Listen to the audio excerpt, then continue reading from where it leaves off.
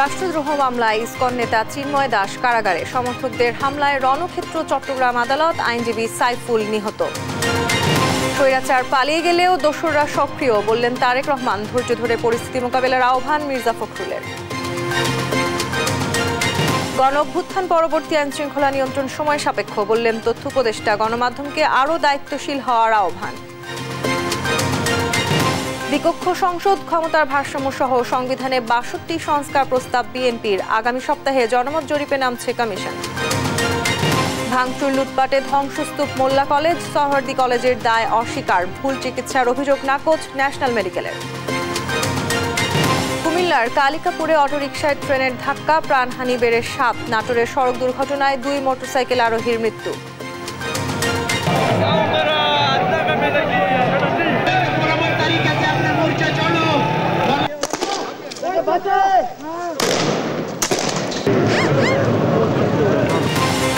ইমরান খানের মুক্তির দাবিতে উত্তাল পাকিস্তান, দফায় দফায় সংঘর্ষে ৬ নিরাপত্তা সদস্য নিহত, দেখা মাত্র গুলির নির্দেশ।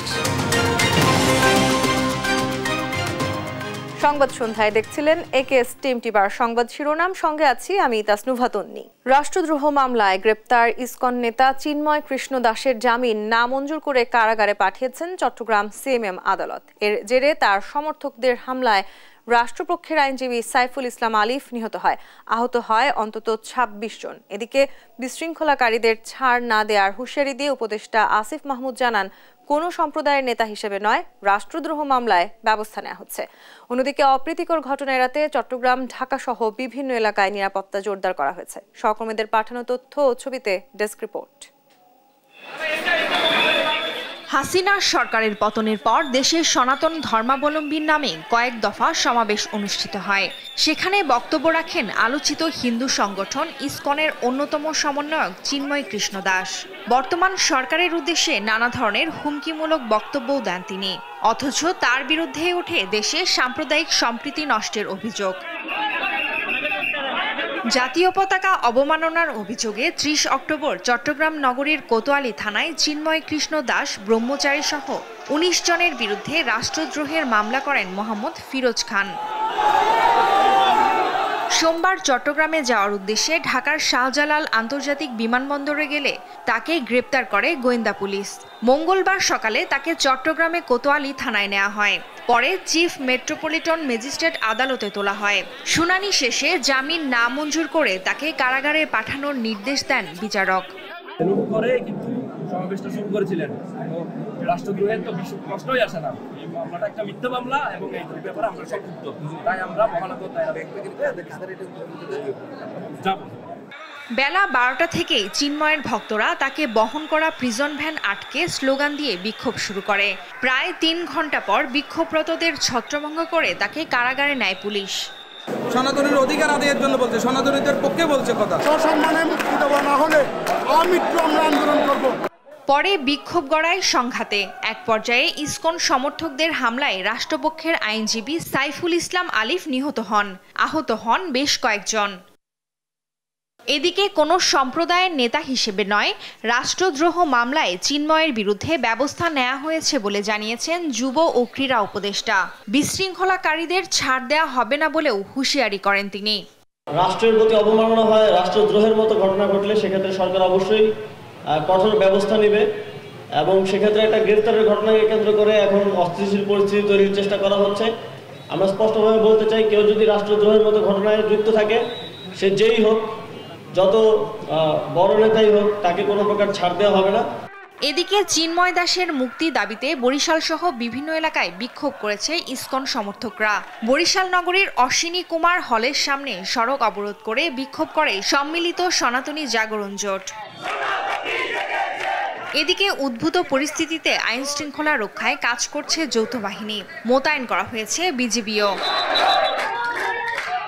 টুম্পা আফরোজ, নিউজ ডেস্ক, দেশ টিভি। চিন্ময় দাসের অনুসারীদের হামলায় রাষ্ট্রপক্ষের আইনজীবী নিহতের ঘটনায় থমথমে চট্টগ্রাম। এই ঘটনায় মহানগরীর নিরাপত্তা জোরদার করা হয়েছে। বিষয়ে চট্টগ্রাম থেকে সরাসরি যুক্ত হচ্ছেন সহকর্মী AKM নাজিম। নাজিম, চিন্ময় কৃষ্ণ দাসের অনুসারীদের বর্তমান অবস্থান কোথায়? আইন শৃঙ্খলা বাহিনীর উপস্থিতি কেমন দেখছেন আপনি?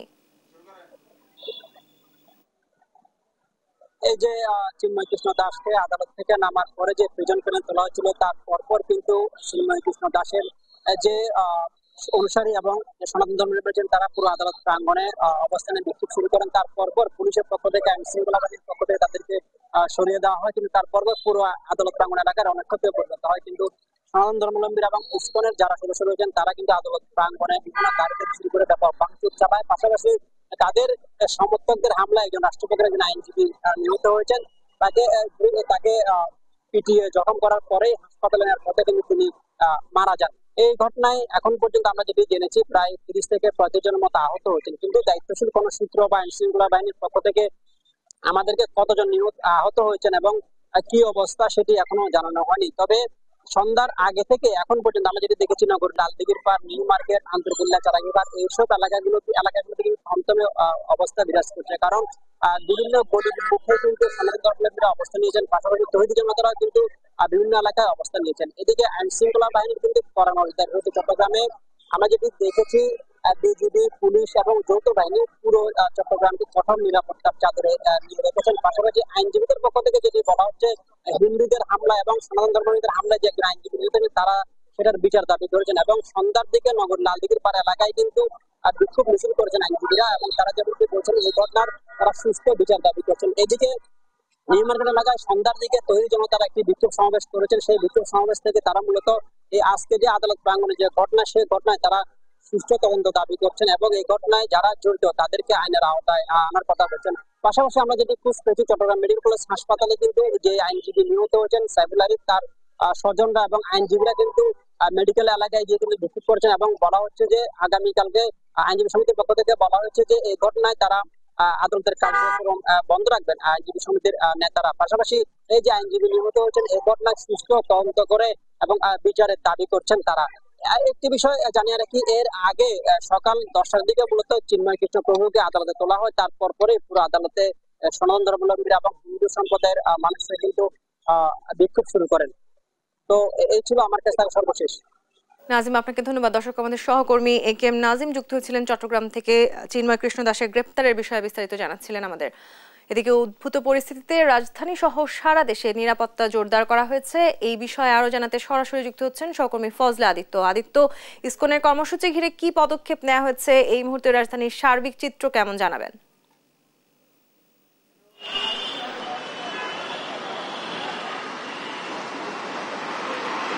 যে তনি যেমনটা বলছিলেন যে রাজধানীর যে সার্বিক পরিস্থিতি আপনি একটু লক্ষ্য করলে দেখতে পাবেন যে আমি যে স্থানটিতে আছি সেই স্থানের ঠিক পিছনেই কিন্তু আইন শৃঙ্খলা বাহিনীর যে কার্যক্রম সেটি কিন্তু লক্ষ্য করা যাচ্ছে এবং তার পাশাপাশি কিন্তু রাজধানী সহ রাজধানীর বাইরে কিন্তু আজকে একটি বিজিবি থেকে খুদে বার্তা পাঠানোর মাধ্যমে জানানো হয়েছে যে 10 প্লাটুন বিজিবি মোতায়েন করা হয়েছে, যার মধ্যে 6 প্লাটুন বিজিবি মোতায়েন করা হয়েছে চট্টগ্রাম এবং ঢাকায় মোতায়েন করা হয়েছে 4 প্লাটুন বিজিবি এবং রাজধানীর মৎস্য ভবন, সায়েন্স ল্যাব, টিএসসি এই সকল এলাকা কিন্তু আমরা ইতিমধ্যে ঘুরে দেখেছি এবং তাদের যে টহলরত গাড়িগুলো রয়েছে যৌথ বাহিনী তারা কিন্তু আমরা লক্ষ্য করতে পেরেছি এবং প্রত্যেকটি মোড়ে কিন্তু আইনশৃঙ্খলা বাহিনীরা রয়েছেন এবং তার পাশাপাশি কিন্তু এখানকার যে পরিস্থিতি সেই পরিস্থিতি উন্নতির জন্য কিন্তু সর্বাত্মক প্রচেষ্টা করছেন।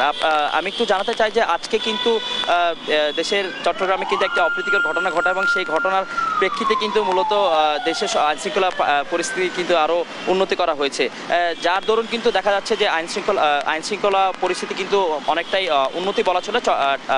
চট্টগ্রাম থেকে ঢাকা কেন্দ্রিক যে আইনশৃঙ্খলা পরিস্থিতি তা কিন্তু অনেকটাই উন্নতির দিকে বলা চলে। এখন পর্যন্ত যে ধরনের ভক্ত অনুসারীরা অর্থাৎ চিন্ময় কৃষ্ণ দাসের যে ভক্ত অনুসারীরা কিন্তু রাস্তায় আসার কথা অথবা বিক্ষোভ মিছিল সমাবেশ করার কথা ছিল তা কিন্তু আমরা লক্ষ্য করতে পারছি না, যার কারণে কিন্তু আইন শৃঙ্খলা পরিস্থিতি যেমন উন্নত হয়েছে এর পাশাপাশি কিন্তু জনসচেতনতা বৃদ্ধিও পেয়েছে, এমনটি আমরা উপলব্ধি এবং লক্ষ্য করতে পেরেছি। এই ছিল আমার কাছে আইন শৃঙ্খলা পরিস্থিতির সর্বশেষ তথ্য।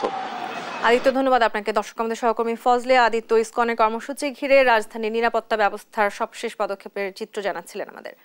স্বৈরাচার পালিয়ে গেলেও তার দোসররা, ষড়যন্ত্রকারীরা সক্রিয় রয়েছে বলে মন্তব্য করছেন বিএনপির ভারপ্রাপ্ত চেয়ারম্যান তারেক রহমান। আর দেশের চলমান পরিস্থিতিতে সবাইকে ধৈর্য ধারণের আহ্বান জানিয়েছেন দলটির মহাসচিব মির্জা ফখরুল ইসলাম আলমগীর। বলেন, শত্রুরা সামনে থেকে চলে গেলেও পেছনে থেকে দেশকে অস্থিতিশীল করার চেষ্টা করছে। আরও জানাচ্ছেন মোহাম্মদ সাকিব।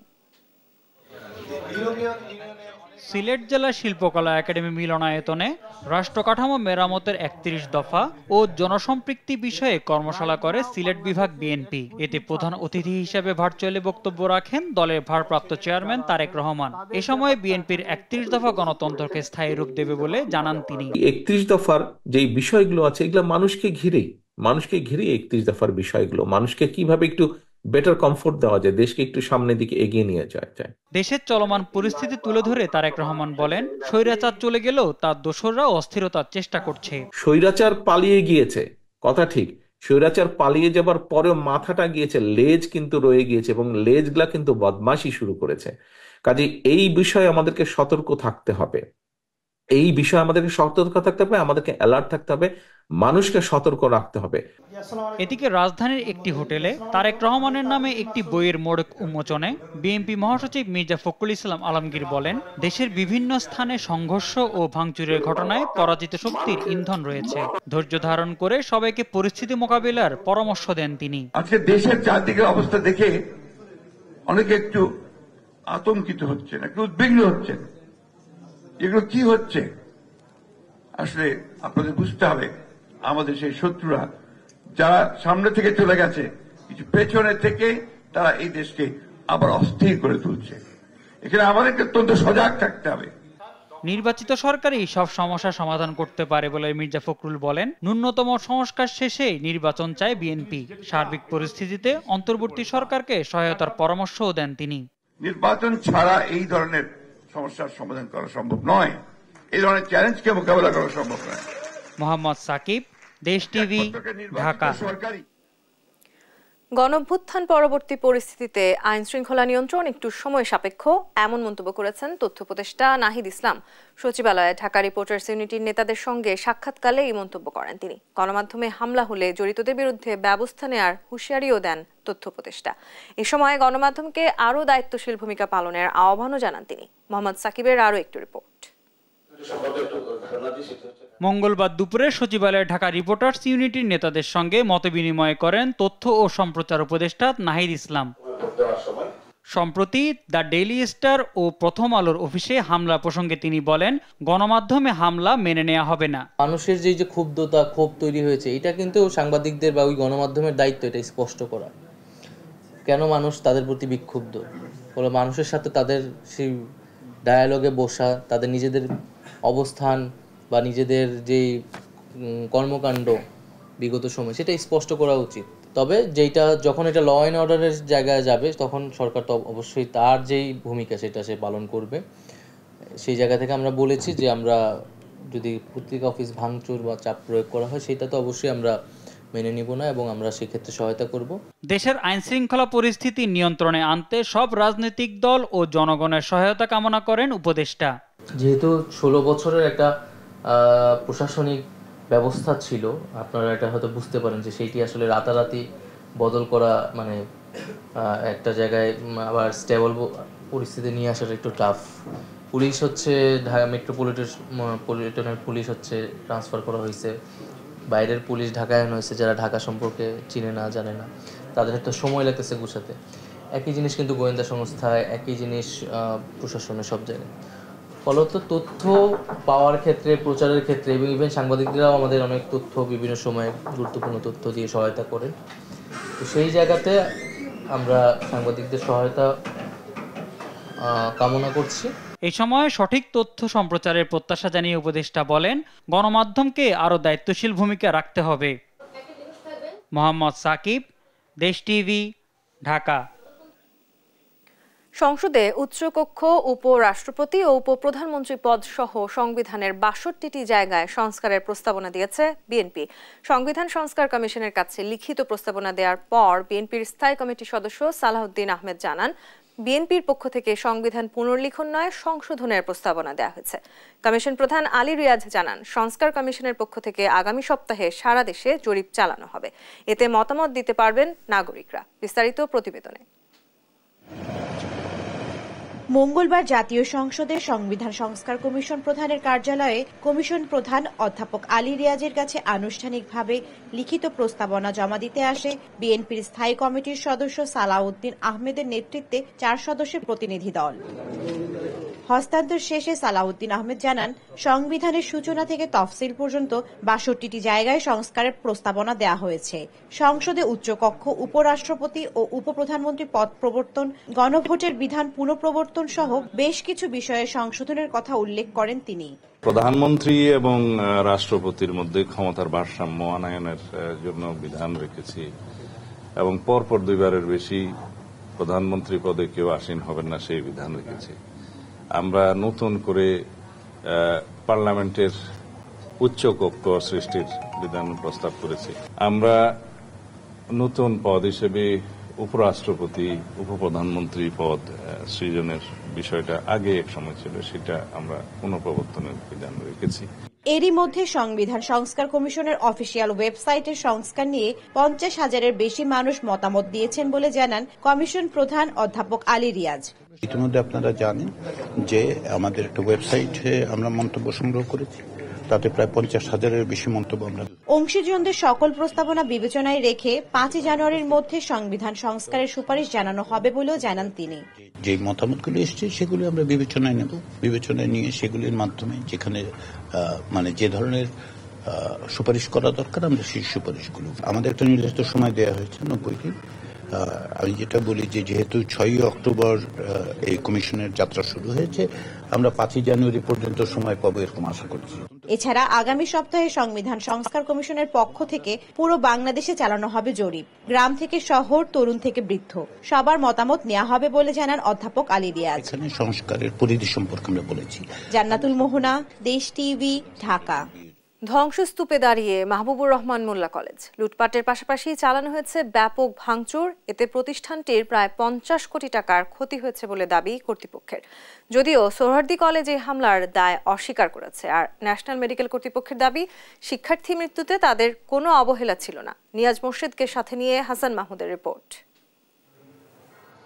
এটি মাহবুবুর রহমান মোল্লা কলেজের 112 নম্বর কক্ষ, যেটি গতকালকের তাণ্ডব লীলায় ধ্বংসস্তূপে পরিণত পুরো কলেজের একটি চিত্র মাত্র, যেখানে লেখার হোয়াইট বোর্ড, পড়ার বই, বসার টেবিল সবকিছুই পরিণত হয়েছে ধ্বংসস্তূপে।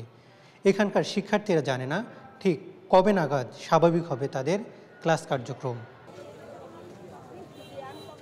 বিদ্যাপীঠের প্রাঙ্গণ জুড়ে ভাঙা কাচের টুকরো, ছড়িয়ে ছিটিয়ে আছে আধা পড়া বই, পরীক্ষার খাতা ও আসবাবপত্র। দেয়ালের হোয়াইট বোর্ড, সিলিং ফ্যান, জানালার কাঁচ, এমনকি ভেঙে চুরমার হয়েছে বাথরুমের কমোডও।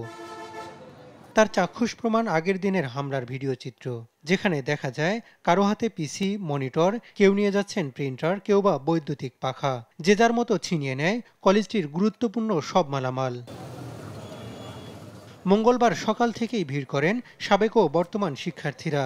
দাবি করেন হামলাকারীদের বিচারের। আজকে আমাদের ইংলিশ পরীক্ষা হওয়ার কথা ছিল, আমাদের পরীক্ষার কোশ্চেন রাস্তায় পড়ে আছে। এখন চাপাটি নিয়ে আসছে, অস্ত্র নিয়ে আসছে, ইভেন আমাদের কাছে ভিডিও আছে ওরা বন্দুকও নিয়ে আসছে। কিন্তু এগুলো কেন? ওরা ল্যাবের কিচ্ছু রাখে নাই, যেগুলো প্রয়োজন মনে করছে ওগুলো নিয়ে চলে গেছে। আর যেই ডিভাইসগুলো বুঝে নেই এগুলো প্রয়োজন কি, ওগুলো সব ভাঙা রেখে গেছে। কলেজের অধ্যক্ষ জানান কমপক্ষে 50 কোটি টাকা ক্ষতি হয়েছে। তবে ঠিক কেন এমন অনাকাঙ্ক্ষিত ঘটনা ঠেকানো গেল না তার কোনো উত্তর নেই কলেজ কর্তৃপক্ষের। প্রায় 50 কোটি টাকার মতন আমাদের ক্ষয়ক্ষতি হয়েছে, এটা আমাদের প্রাথমিক ধারণা। এটা আরো বেশি হতে পারে, তো এটা নিয়ে আমরা আজকে মামলা করব। এদিকে মঙ্গলবার এক সংবাদ সম্মেলনে মাহবুবুর রহমান মোল্লা কলেজের শিক্ষার্থী মৃত্যুর ঘটনায় চিকিৎসায় কোনো গাফিলতি ছিল না বলে দাবি করেন হাসপাতাল কর্তৃপক্ষ। অভিজিতের চিকিৎসায় কোনো ধরনের গাফিলতি বা অবহেলা ছিল কিনা এ ব্যাপারে দ্রুত অনুসন্ধান করে স্বচ্ছতার সাথে প্রতিবেদন প্রকাশ ও প্রয়োজনীয় ব্যবস্থা নেওয়ার সিদ্ধান্ত গ্রহণ করা হয়। এদিন সংবাদ সম্মেলন করেন সোহরাওয়ার্দী কলেজের শিক্ষার্থীরাও। দাবি করেন মাহবুবুর রহমান কলেজে হামলার ঘটনায় জড়িত নন তারা। যে সমস্ত তৃতীয় পক্ষ সরকারি শহীদ সোহরাওয়ার্দী কলেজ, কবি নজরুল সরকারি কলেজ এবং ডাক্তার মাহবুবুর রহমান মোল্লা কলেজ, এই 3 কলেজের মধ্যে যারা বিশৃঙ্খলা তৈরি করেছে তাদেরকে প্রশাসন চিহ্নিত করে আইনের আওতায় আনবে। তবে সোহরাওয়ার্দী কলেজের কেউ সংঘর্ষে জড়িত থাকলে আইনের আওতায় আনার দাবি জানান প্রতিষ্ঠানটির শিক্ষার্থীরা। হাসান মাহমুদ, দেশ টিভি, ঢাকা।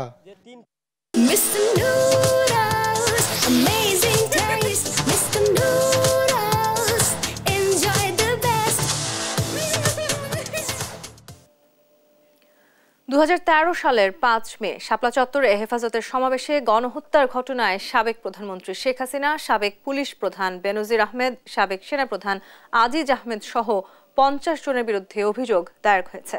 মঙ্গলবার আন্তর্জাতিক অপরাধ ট্রাইব্যুনালের চিফ প্রসিকিউটরের বরাবর হেফাজত ইসলামের নেতা জুনায়েদ আল হাবিব এই অভিযোগ জমা দেন। জানান, শান্তিপূর্ণ সমাবেশ চলাকালে ব্ল্যাকআউট করে আইনশৃঙ্খলা বাহিনী অতর্কিত হামলা চালায়। গুলি করে হত্যা করা হয় শতাধিক ধর্মপ্রাণ মুসলমানকে। পরে সরকারের পক্ষ থেকে শাপলা চত্বরে কোনো গুলি হয়নি দাবি করা হয়। এই ঘটনার সুষ্ঠু তদন্ত করে দোষীদের দৃষ্টান্তমূলক শাস্তির দাবি জানান হেফাজত নেতারা।